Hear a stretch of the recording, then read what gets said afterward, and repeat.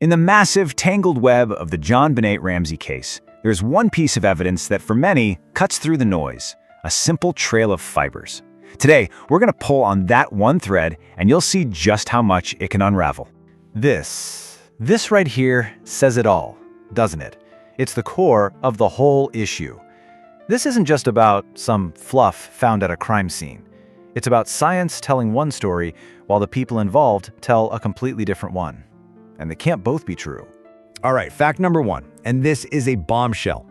A trail of fibers, all matching a single jacket owned by Patsy Ramsey, was found all over the most critical, most intimate parts of the crime scene. I mean, just look at this list. This isn't random. We're not talking about a stray fiber on the carpet. We are talking about fibers found on the duct tape that covered her mouth. Fibers literally tied into the knot of the ligature on her neck. They were in the blanket she was wrapped in, and even inside the paint tray connected to the garrote.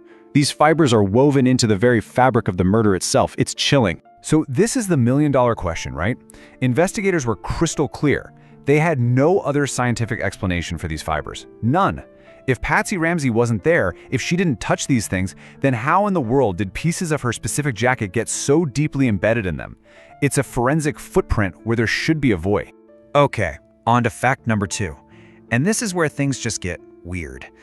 Because if this garment is so important, you'd think people could agree on what it even was. Well, you'd be wrong. You can't make this stuff up. Patsy, in her interview, calls it a coat. John, when he's shown a picture of it, calls it a sweater. And a police officer who was right there at the house describes Patsy wearing a red turtleneck sweater. Coat, sweater, turtleneck. The very source of this critical evidence is completely shrouded in confusion. Why? And here is the kicker.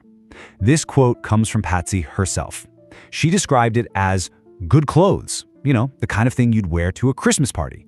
So you have to ask yourself, why would her good clothes be forensically all over a brutal murder that took place in a basement? It just doesn't add up. All right, let's get into fact number three. This is where we need to geek out a little on the science, because it is absolutely crucial. This isn't just any old fiber. It's a very specific material that behaves in a very specific way. So the garment was made of acrylic. And in the world of forensics, acrylic is famous for one thing. It's a massive shedder. Think of it like a golden retriever in summertime. It just can't help but leave little pieces of itself everywhere it goes. It's practically designed to leave a trail. And getting these fibers to transfer takes almost zero effort.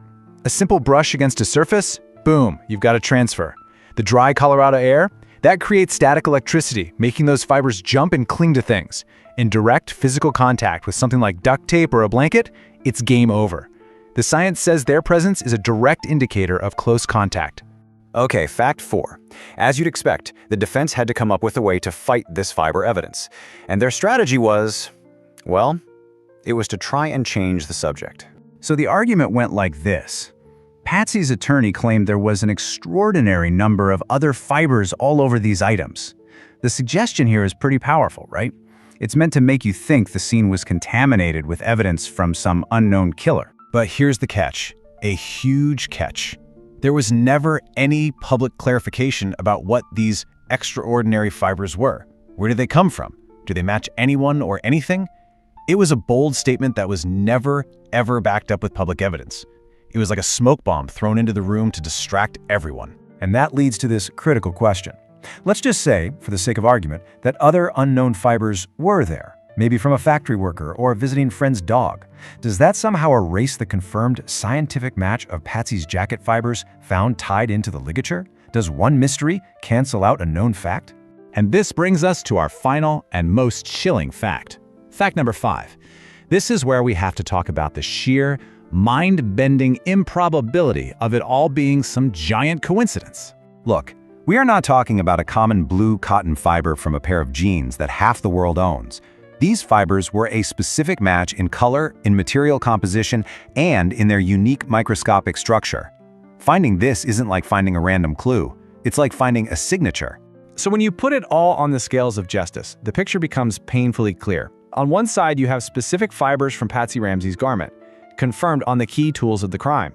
On the other side, you have a vague claim of foreign fibers that were never identified or linked to any real person.